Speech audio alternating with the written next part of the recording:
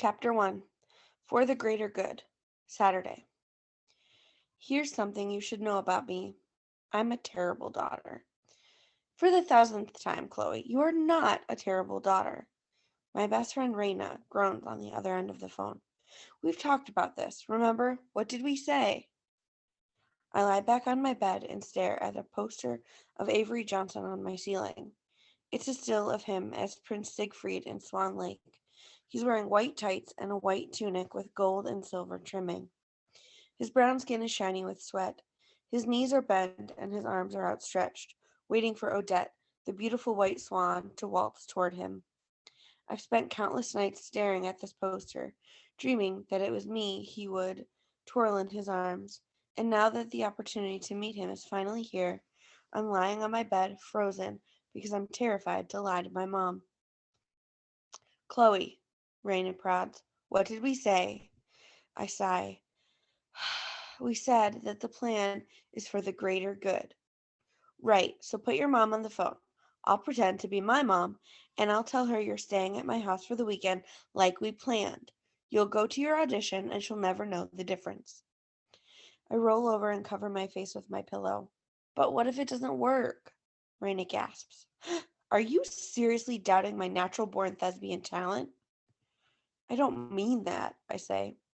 Raina takes being an actress very seriously. She's a chameleon who can be anything, anyone.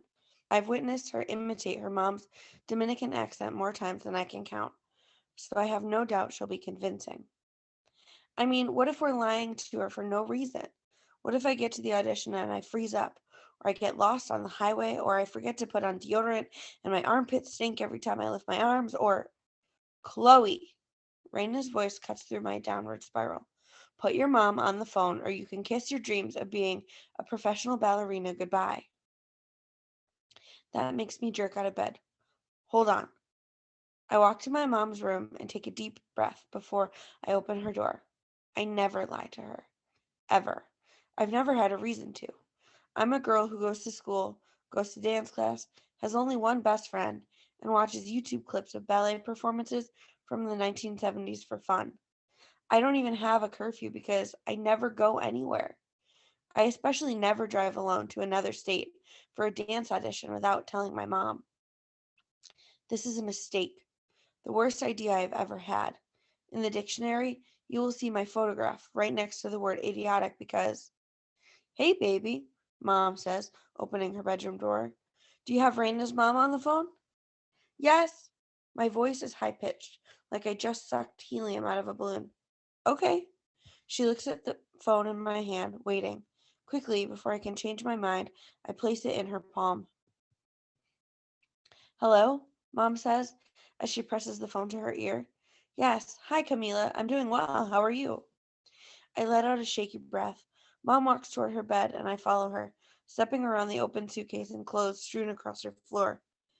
This morning, she's leaving for a week-long cruise with her boyfriend. This is nothing short of a miracle.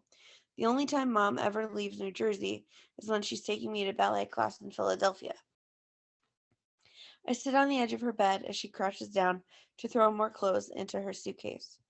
I don't want Chloe to be a burden to you, she says to Mrs. Acosta, Raina. I'm really grateful that you're letting her stay with you while I'm away. She reaches up and pushes her long braids out of her face. They're so tight that if she moves her head too quickly, she winces in pain. She usually wears her hair in a short afro. I walk over and tie her braids into a ponytail. She smiles at me gratefully. I feel another pang of guilt, and I turn away because I'm afraid she'll know something is up, just by looking at me.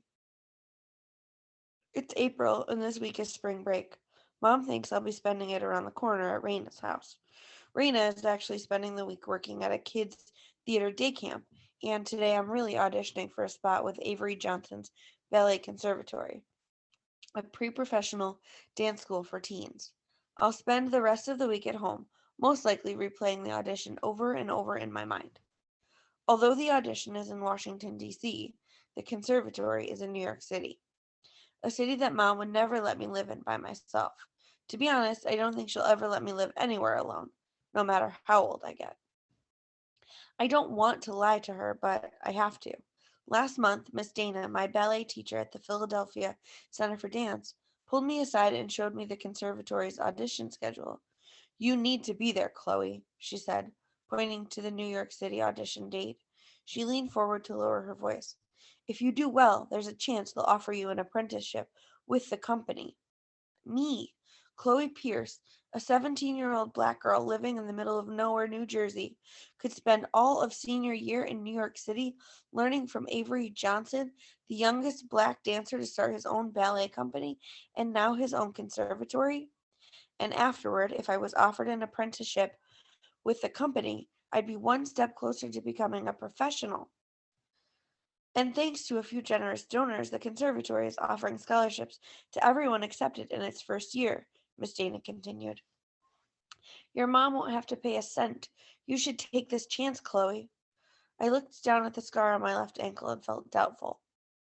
You've trained so hard these past few months, Miss Dana went on. You've got to do it. She was right.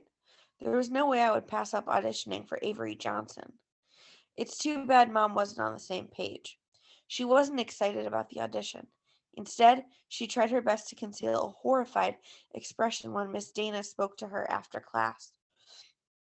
New York City isn't really in our plans, she said. Miss Dana looked as disappointed as I felt. She'd trained me for this moment since I was 13. She tried to convince Mom that this was a once-in-a-lifetime opportunity. The conservatory was only for high school students. I wouldn't be able to audition next spring as a senior, but Mom wasn't swayed.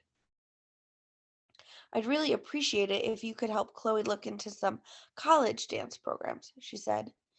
Maybe at some of the colleges nearby. College? Why would I want to go to college when I could be a professional ballerina? Why would I waste all the time I spent working so hard? All the physical therapy, the tears? But, Mom, I stammered, my mouth opened and closed like a dying fish's. No, she said firmly, and that was that. Miss Dana slipped the schedule into my hand as Mom and I left. In case she changes her mind, she whispered. But I knew Mom wouldn't change her mind. She has her reasons for wanting to keep me close. My dad died in a car accident when I was 3 years old, and I think she has this irrational fear that something just as terrible will happen to me. It doesn't help that a year and a half ago, I nearly got hit by a car and ended up with a broken ankle. After my ankle healed, Mom almost didn't let me come back to ballet because she thought I'd be under too much pressure. Her tendency to be cautious had never really bothered me until I realized she definitely wouldn't let me move to New York City alone, even if it meant my dreams would be crushed. A few nights after the New York City audition came and went, I sat on my bed and stared at the Avery Johnson poster on my ceiling and wondered why I even bothered going to ballet class anymore. When I started to cry, something weird happened. The poster fell from the ceiling and drifted right into my lap. It looked like Avery was staring up at me, telling me it was going to be okay. The next morning, Mom's boyfriend, Jean-Marc, surprised her with a vacation, and to everyone's surprise, she actually agreed to go. I took it as a sign. Avery Johnson and his team will be holding auditions in different cities this week: DC, Raleigh, Atlanta, and all across the country. Once Mom and Jean-Marc leave today, I'm driving to Washington, D.C. to audition. Knock, knock. Jean-Marc pokes his head in the doorway just as Mom ends her phone call.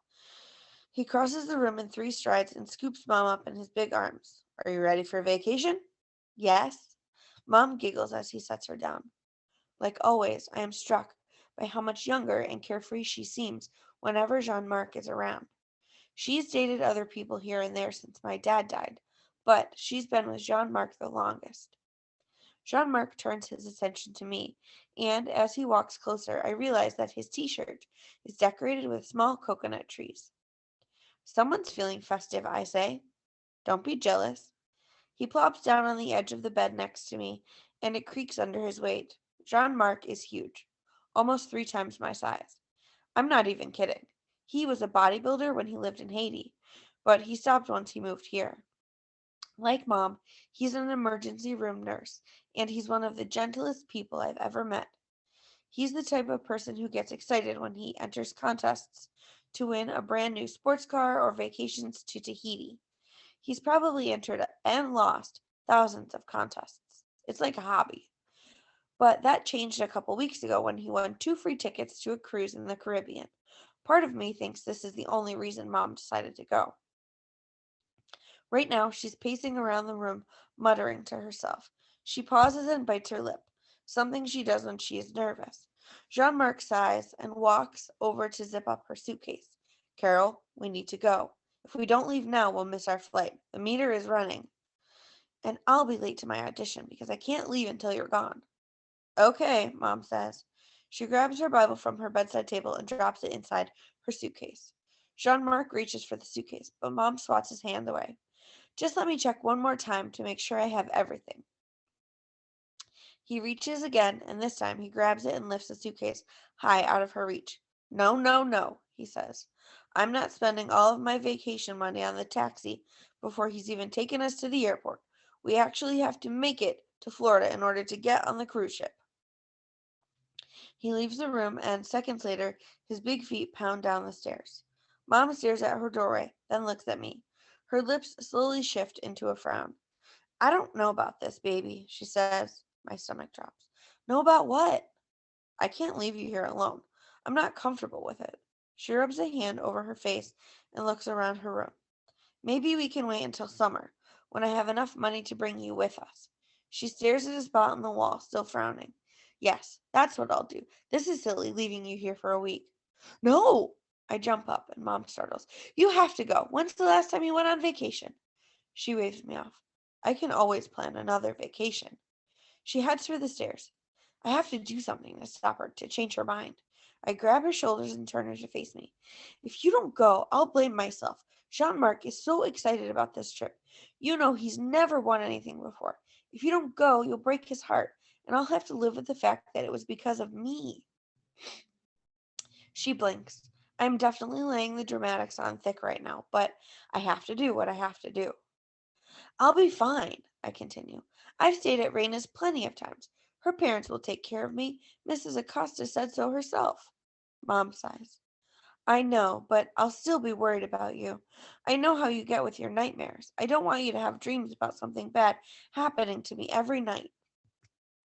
I hug her so she'll stop talking, and I feel her tense shoulders relax. When I pull away, she looks at me closely. People always comment on how similar we look. We're the same height and have the same brown eyes and medium brown complexion. But I know that when she looks at me, she sees traces of my dad. I wonder what it must feel like to see the person you've lost and the person you could lose all at once. I lay my head on her shoulder so she can't see the guilt on my face. I'll be fine, I repeat. Jean-Marc calls for her again. We break apart and I follow her outside. Jean-Marc and the taxi driver are piling their suitcases into the trunk. The taxi driver says something to Jean-Marc in Creole, and they burst into laughter. Mom abruptly freezes and sprints back toward the house, yelling that she forgot her makeup bag. Jean-Marc groans, and he and the taxi driver continue their conversation. There's a sudden commotion at the house directly across the street. I watch as the screen door swings open and Geezer, my neighbor's pit bull, gallops down the porch steps as fast as his old legs will allow. Then Eli Green, aka the worst person on the planet, steps outside and he looks up and down the street. He pauses when his eyes land on me. I suck in a breath and wait for him to turn away, like he usually does. But he lifts his hand and waves? Is he waving at me? Not possible. We haven't spoken in over a year. I glance at Jean-Marc and the taxi driver. Neither is looking in Eli's direction. When I look back at Eli, as if I didn't see him the first time, he waves again. Okay, this is weird and suspicious. I'm so stunned that, without thinking, I actually lift my hand and wave back. Oh my god. Why did I just do that? I shouldn't be waving at Eli. He's public enemy number one, and I don't want him thinking otherwise. The sun is in my eyes, so I'm not exactly sure if this is true, but it looks like Eli is smiling. Smiling. What is happening? And why am I just becoming conscious of the fact that I stepped outside in my pink heartprint pajamas, still wearing a hair bonnet? Flustered, I spin around and collide with Mom. She tosses her makeup bag into the back seat of the taxi. I'll try to find a way to call you from the cruise ship, she says, but we both know she probably won't be able to.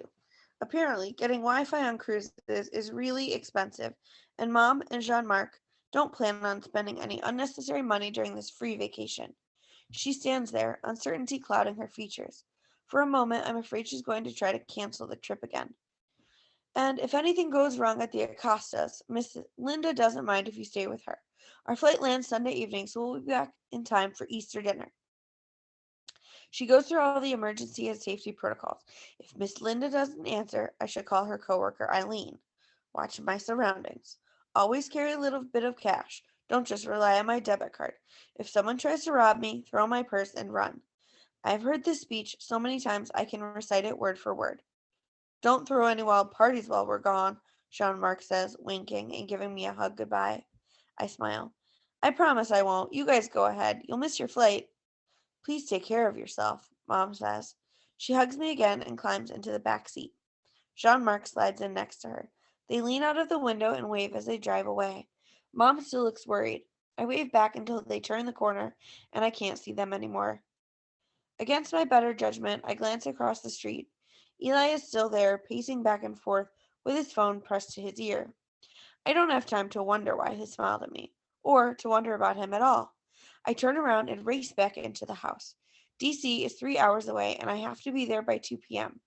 It's only 10 a.m. now, but I hate the highway and driving in general, so I want to give myself extra time. I tear up the stairs to my room and drag the duffel bag with all my dance gear from underneath the bed. I throw off my pajamas and slide on my pink tights and my new purple leotard. I put on my scuffed purple high-top chucks to match. I quickly take off my bonnet and brush my hair into a top knot. Before I leave my room, I stand on my bed and jump up to kiss my Avery Johnson poster for good luck. Then I go to my dresser and kiss my favorite photo of my dad, standing in front of our house, cradling baby me in his arms. He's smiling at Mom, who's holding the camera. Mom always says that he was a good dancer, and that's where I get it from. She also says that he was clumsy, but I didn't get that gene. Sometimes I envy that she has so many memories of him when I don't have any. I'd like to think that if he were here, he'd give me a kiss for good luck too. I run downstairs, but when I grab the doorknob, I pause. Is it really worth going to DC and lying to Mom? I imagine myself at the audition, in a room full of dancers who didn't spend 7 months out of the studio to have surgery and then rehabilitate. Dancers who, unlike me, are in top-notch form. But then I imagine myself a year and a half from now, sitting in a college classroom, learning about things that have nothing at all to do with ballet. The kind of life I don't want. With a new surge of energy, I open my front door and smack right into the person standing on the other side.